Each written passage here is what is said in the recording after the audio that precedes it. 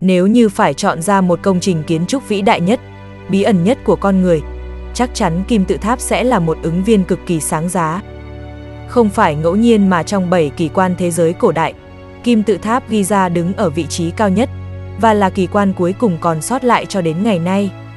Mặc dù đã trải qua những tháng năm lịch sử kéo dài 4.000 năm, nhưng kim tự tháp vẫn bao trùm một bức màn bí ẩn, tràn đầy những sắc thái thần bí. Lời nguyền Pharaoh. Sự trừng phạt của đấng tối cao. Thế giới Ai Cập cổ đại gắn liền với các lời nguyền trong lăng mộ Pharaoh. Chúng được sáng tạo bởi các quan tư tế, nhằm mục đích bảo vệ sự an nghỉ vĩnh hằng của các Pharaoh, cũng như gìn giữ của cải được chôn cùng họ.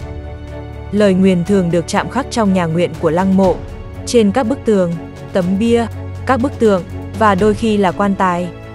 Người ta tin rằng, các thầy tu đã lập lời nguyền xung quanh khu vực chôn cất để bảo vệ xác ướp và hành trình tâm linh của họ sau khi chết.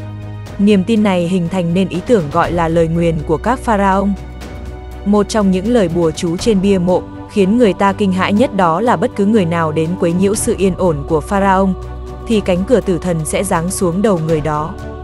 Những lời bùa chú tựa như thần thoại đó đã cảnh cáo bất kỳ ai dám bước vào hoặc làm xáo trộn ngôi mộ của xác ướp, đặc biệt là lăng mộ của một Pharaoh, sẽ gặp những điều xui xẻo và khó tránh khỏi cái chết.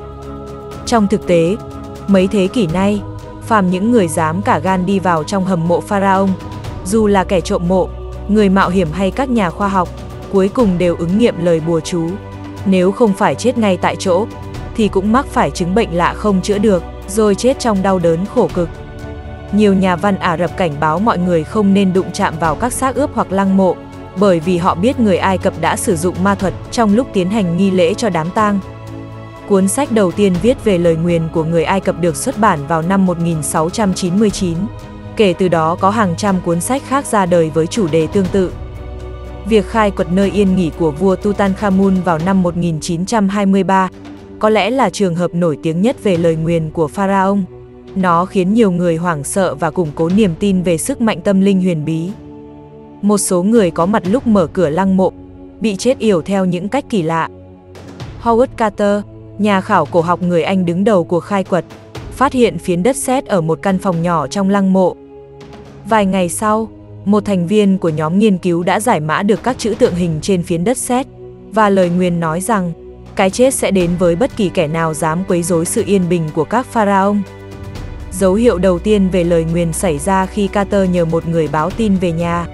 Khi đến nơi, sứ giả đưa tin nghe thấy tiếng kêu yếu ớt, và sau đó chứng kiến con chim hoàng yến của Carter đang bị rắn hổ mang ăn thịt. Rắn hổ mang là một linh vật có nhiệm vụ canh giữ lăng mộ, theo quan niệm của người Ai Cập. Trong vòng 7 tuần sau khi mở cửa lăng mộ, bá tước xứ Carnarvon tên là Clark, người đồng khám phá lăng mộ Pharaoh Tutankhamun cùng với Carter, cũng qua đời do biến chứng từ một vết muỗi đốt. Không lâu sau, một nhà khảo cổ khác, ngài Arthur May, sau khi khai quật giúp đẩy đổ bức tường đá chính trên đường vào hầm mộ, đã mắc phải một chứng bệnh lạ giống như rối loạn thần kinh, sau đó rơi vào trạng thái hôn mê sâu và qua đời không rõ nguyên nhân. Năm 1924, nhà sinh vật học người Ai Cập quốc tịch Anh có tên gọi Waiter đã đưa theo một số người đi vào hầm mộ. Điều khiến người ta khiếp sợ là sau khi trở về nhà, ông ta liền treo cổ tự tử. Trước lúc chết, ông cắn đầu ngón tay lấy máu viết thư để lại và nói rằng cái chết của ông ta là do bùa chú của lăng mộ Pharaoh tạo ra, và vì bản thân rất hối hận, nên ông phải ôm lòng ân hận ấy đi gặp Thượng Đế. Lời nguyền Pharaoh. Tấm màn đen bí ẩn. Hầu hết các lời nguyền của người Ai Cập mang tính chất siêu hình, nhưng trong một số trường hợp, những cái bẫy và việc sử dụng chất độc đã khiến người ta hiểu nhầm đó là phép thuật, gây thương tích hoặc thậm chí làm tử vong kẻ xâm phạm. Ví dụ các lăng mộ được niêm phong, cài chốt cửa với nhiều căn phòng bí mật rất khó tiếp cận, lối đi bị chặn bằng phiến đá khổng lồ, có những hố sâu, cánh cửa gài bẫy. Ngoài ra, các kỹ sư Ai Cập cổ đại còn phủ bột hematite lên sàn và tường lăng mộ. Loại bụi kim loại sắc nhọn này gây ra cái chết từ từ và đau đớn cho người hít phải. Một số nhà khoa học cho rằng, nền văn minh của người Ai Cập cổ đại đã đạt tới trình độ có thể dùng những côn trùng có nọc độc cực mạnh, hoặc những chất kịch độc làm vũ khí để bảo vệ lăng mộ của những người thống trị. tránh bị kẻ khác xâm phạm.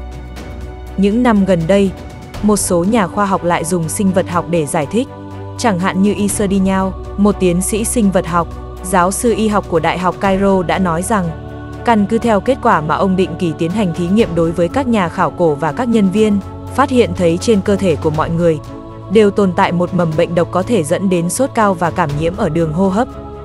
Tuy nhiên, câu hỏi đặt ra là tại sao những mầm bệnh độc này có thể có được sức sống bền bỉ và mãnh liệt đến như vậy? Nó lại sống lâu tới 4.000 năm trong xác ướp, nên các nhà khoa học không thể giải thích nổi. Năm 1983, một nữ bác sĩ người Pháp tên là Fihiro, sau nhiều năm nghiên cứu đã nhận thấy rằng nguyên nhân cái chết là do phản ứng quá nhạy cảm đối với những vi khuẩn độc hại của những người khai quật và những người tham quan hầm mộ. Theo nghiên cứu của bà, thì bệnh trạng của những người đó cơ bản giống nhau, bị cảm nhiễm ở phổi, khó thở mà chết. Bà giải thích, sau khi các pharaoh cổ đại Ai Cập đã chết, người ta chôn theo những vàng bạc, châu báu, áo quần. Ngoài ra còn có rất nhiều rau quả và thực phẩm. Nhưng rau quả và thực phẩm đó, qua thời gian dài hàng ngàn năm sẽ thối rữa, sinh ra những loài vi khuẩn độc hại mà mắt thường không thể nhìn thấy được. Một số nhà khoa học khác lại cho rằng, cái gọi là bùa chú của pharaoh rất có thể đến từ bản thân cấu tạo của kim tự tháp. Thiết kế cấu tạo của hầm mộ và lối đi trong mộ có thể sinh ra, tụ tập và phóng ra các tia xạ, các dao động từ và các sóng năng lượng được hình thành từ một nguồn vật chất nào đó mà chúng ta chưa phát hiện ra. Tuy nhiên, lời giải thích đó vẫn chưa được cho là xác đáng nhất, nên bí ẩn về những lời nguyền pharaoh vẫn chưa ai tìm ra lời giải, ít nhất là cho tới thời điểm hiện tại. Rất nhiều người tin rằng, chúng ta đã khám phá hết mọi điều về Ai Cập cổ, và các nghiên cứu có thể đi đến một dấu chấm hết. Nhưng thực chất, ngày nay người ta vẫn tiếp tục các hành trình khảo cổ trên đất nước này. Với sự trợ giúp của máy móc hiện đại, giới khoa học ngày càng khám phá ra nhiều điều mới mẻ và thú vị về nền văn minh bí ẩn này. Cảm ơn các bạn đã xem video, hãy nhấn đăng ký kênh, like và share nếu thấy thú vị.